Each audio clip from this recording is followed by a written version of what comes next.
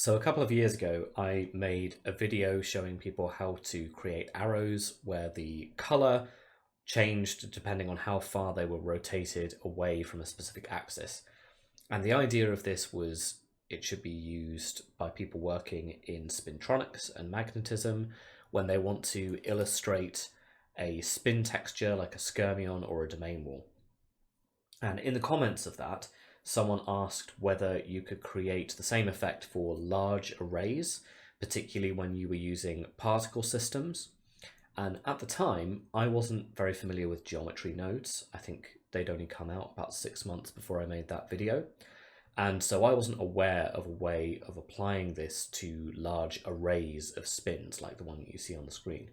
But with the release of Blender 5.1, there's been a whole lot of updates to the geometry node system, and I've been playing with it, and I found a really quick way of creating these kinds of arrays where you have the same kind of colored arrows that are inheriting their color from their rotation, and you can make any arbitrary array of spins representing any kind of magnetic texture quite quickly using this method. Obviously, quite a lot of people will have their own workarounds for this, including hopefully the person in the comments. My workaround involved a custom Python script, which was relatively complicated. This is not complicated, and it doesn't require any coding knowledge or any understanding of Blender's scripting systems. So I'm hoping people will find this useful. Now, to start, I'm going to create a new project. And as usual, I'm going to hit A, delete to clear the scene. And now I'm going to use Shift A to get to my add menu, and I'm going to put a grid in the scene. And we're not actually going to do anything with this grid. It is just a placeholder to give us an object to attach our geometry nodes to. It does not matter. So we're going to hide that grid immediately, and then Shift A again, and we're going to create our arrow object that we're going to use to represent spin. I'm going through this fast because I have covered how to do this quickly and probably a lot better in other videos. Here I'm going to do quite a slapdash job because this is not really the focus of what I'm trying to tell you about today. In particular, I'm making rather foolish use of the shade smooth option, which will produce graphical artifacts, but I'm not too worried about that. Now I'm just going to select both this cone and cylinder object and hit Ctrl J to make them a single object, and that's now going to be the base of my array of spins. So let's hide that. Let's bring the grid back, and let's get on with the actual interesting bit, which is using geometry nodes. So we're going to select the geometry nodes window, select the grid object, and then press new. And this creates a new node tree for the geometry of this grid. All that it's doing at the moment is taking the input of the grid mesh and putting that straight into the output. So that's not really very interesting or useful. Now we could keep this where it is and modify this mesh directly in the editor, but we want to have control over this mesh in our node editor. So I'm actually going to delete that entirely, and I'm going to put this back in, but in a way I can control. So I'm going to go Shift A, and then I'm going to go to Mesh, Primitives, Grid, and now I've created the grid mesh, but where I can control its size and the number of vertices here in my geometry nodes.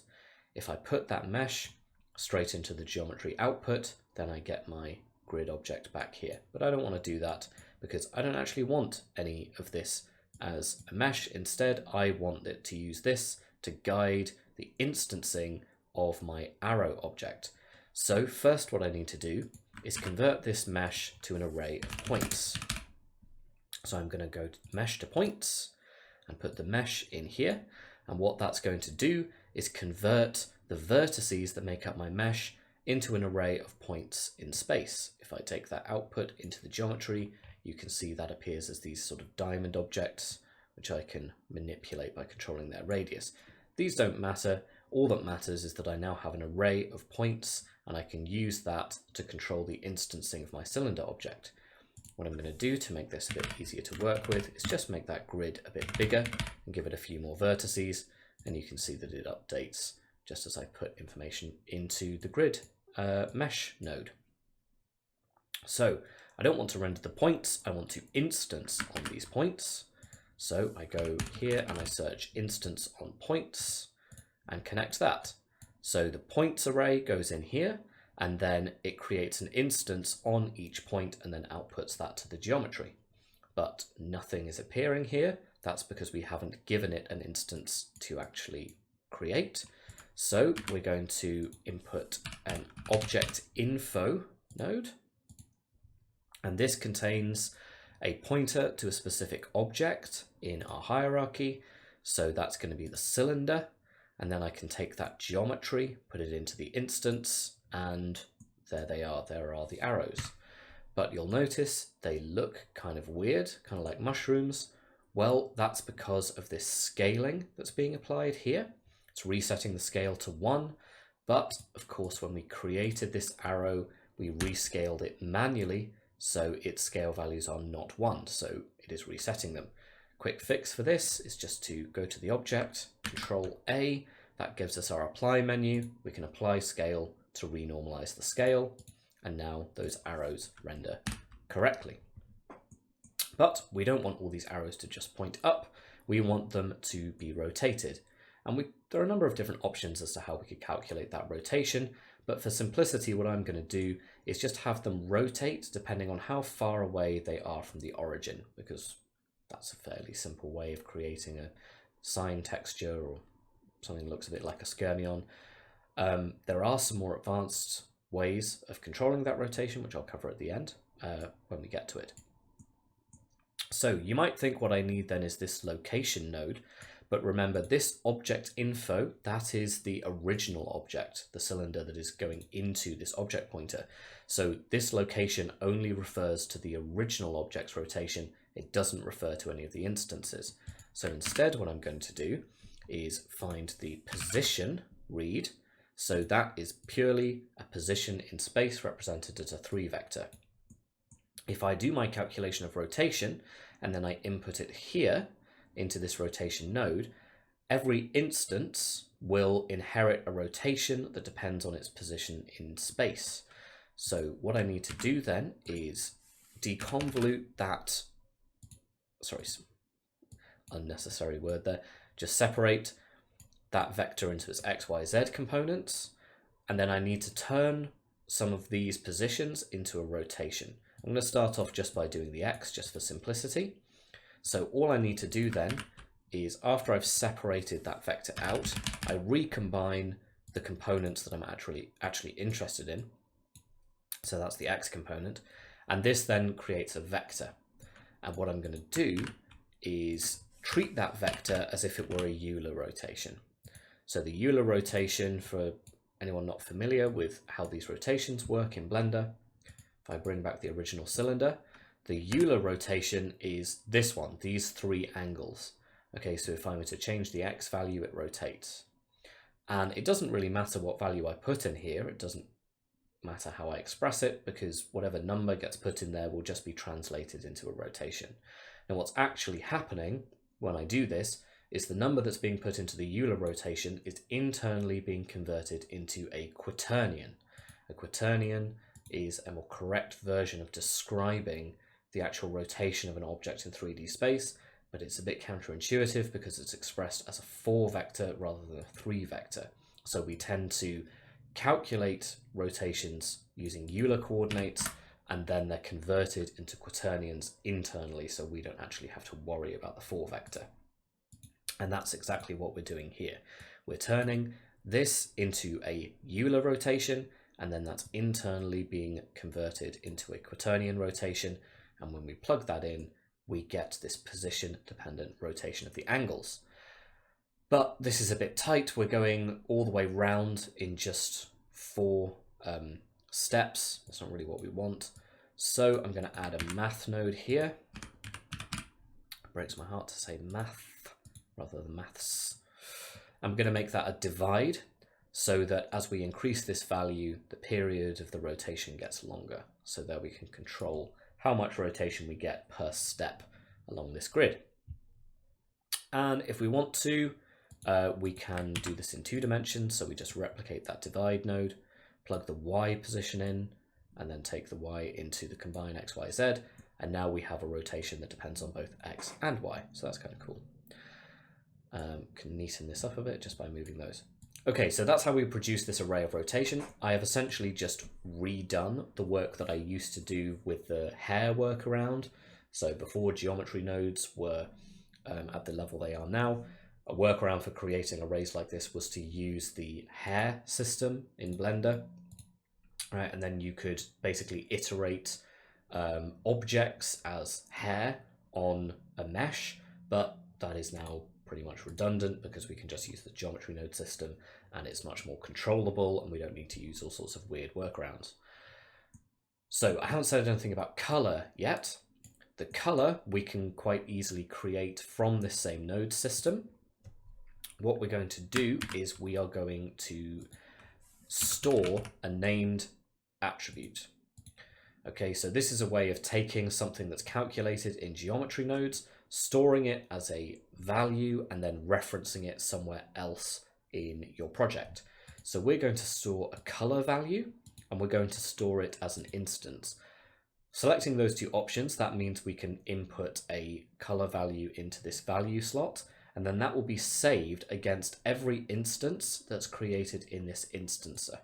Okay, so we're going to put this between the instancer and the geometry output so that before these arrows are actually output as geometry, they get this named attribute assigned to each instance, which stores a color. We need a name so we can later find this in our shader. So we're just going to call it color. And then we need the input. So we're going to use a color ramp. Okay, so this is how I did the rotational color in the original video, but there I used drivers rather than geometry nodes. And we want 3 colors, so we can go all the way around the color wheel. So we'll start on blue. Oop, that was a mistake. Swap those over. It's a bit finicky clicking the arrows in this thing. There we go. Right, so start on blue, then go to green, and then the last one will be red. So that takes us all around the color wheel. Plug that into that value there. And I can show you now what happens if we make a shader with this. So let's go to the shading tab. And we're not shading the grid, right? The grid mesh doesn't actually exist anymore. It doesn't have any faces. It's just an array of points. We're shading the cylinder object. So we're going to add a new material to the cylinder. And let me just add a light source so that we can actually see it. There we go. Right, so we've got our shader, just our basic shader, which is outputting this kind of grey plasticky thing. If I change this to red, say, all of my arrows become red. They don't get anything from their position. But if I reference my attribute from before, so input color, select instancer, and search for the correct name, right? Then when I go back to the grid, these all inherit the color now from this attribute. But okay, they're all green. That is because they're just taking the default value, which in our color ramp is green. So what we now need to do is vary this color depending on rotation. And that is inherited from the grid. So what we need to do is control this factor. Let me put this in shading so we can actually see. We need to control this factor so that that color varies depending on their orientation. Now this is a tiny bit tricky because we need to understand what's going on with this rotation. So I mentioned that this does a quaternion for what the actual rotation is that needs to be applied to each object. And what's happening is that it's taking the original vector for the axis along which that object is pointing and then applying this rotation to change its axis. Now, if we just deconvolute this rotation into different components and use those to calculate this factor, it won't give us the correct answer because the rotation is along an axis that's perpendicular to the actual angle of rotation. Whereas we want to know how far this is away from pointing straight up in Z. So what we're going to do instead is we're going to basically do that rotation calculation again, but where we can select the components of the output that we want to feed to the color. So we're going to use vector rotate. No, we're not. We're going to use rotate vector. There we are. And we're going to take the rotation and plug it in there. And the vector we're going to rotate is just the z-axis, right? 0, 0, 1. Okay, so we're applying exactly the same rotation as is going to the instancer to this test vector. And then what we're going to do is find the dot product of whatever axis we end up with after we've applied this rotation and the original z-axis. So this now outputs a scalar which depends on the projection of this axis for the individual arrows onto the z-axis. So we can now take this, plug it into factor, and we get a rotation dependent color. And this will be a bit clearer if I expand this grid again so that you get a bit more contrast, right? So in the middle we have red, and at the outskirts where they're more tilting in the horizontal, we go through green and blue. But let's reduce the period of this rotation a bit so we get some more extremes. So what you'll notice is that we reach blue once we get to the horizontal position, and then it doesn't change any further, right? So we're saturating at horizontal. That is because this dot product outputs a value between 1 and -1. The value is 1 when the arrow is pointing straight up and -1 when it's pointing straight down. But this color ramp only takes a value between 0 and 1. So what we need to do is map to range. Okay, what this does is it takes an input value that's between a specific range and it shrinks that range down to a new range that you set. So if we say from -1 to 1, there we go. Now it maps correctly. So now we have the full range of color where it's red when the arrow is pointing straight up, it goes to green when it's horizontal, and blue when it's pointing straight down, which is how we usually render these sorts of color orientations in spin maps.